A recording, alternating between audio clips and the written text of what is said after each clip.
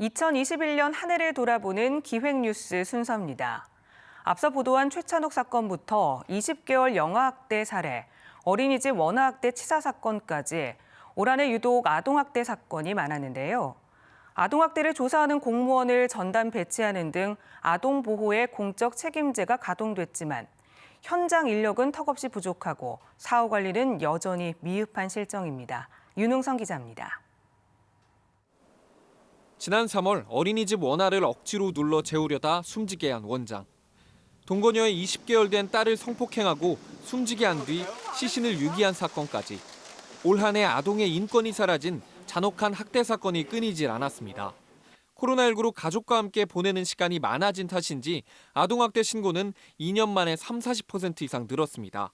아동학대 행위자 역시 부모가 80% 이상으로 압도적으로 많았고 친인척까지 포함하면 거의 90%에 달할 정도로 가정 내 학대가 많습니다.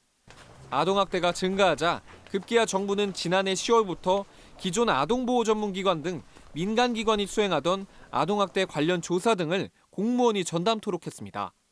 아동학대 관리를 민간에서 공공영역으로 전환해 아동의 보호를 지자체와 정부가 책임지겠다는 건데 전담 공무원은 턱없이 부족해 제대로 된 현장 조사도 쉽지 않습니다.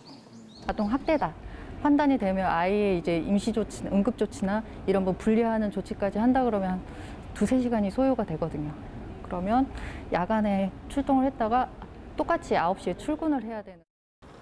보건복지부는 신고 사건 가운데 아동학대로 인정된 사례 50건당 1명의 전담 공무원을 배치해 현장 조사할 것을 권장하고 있지만 이를 채운 지자체는 우리 지역에 한 곳도 없습니다.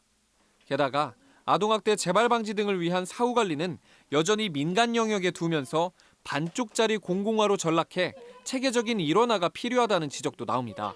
동시에 이루어져야지만 이 아이들을 보호할 수 있는 부분이 생기고 언론 보도된 중대 사건 같은 것들이 터지지 않을 텐데 지금 사례 관리는 그냥 민간에서 그냥 운영하는 부분으로만 현장 조사도 사후 관리도 인력과 전문성이 턱없이 부족한 현실.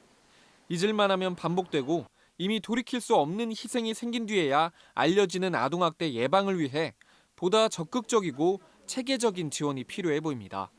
MBC 뉴스 윤웅성입니다.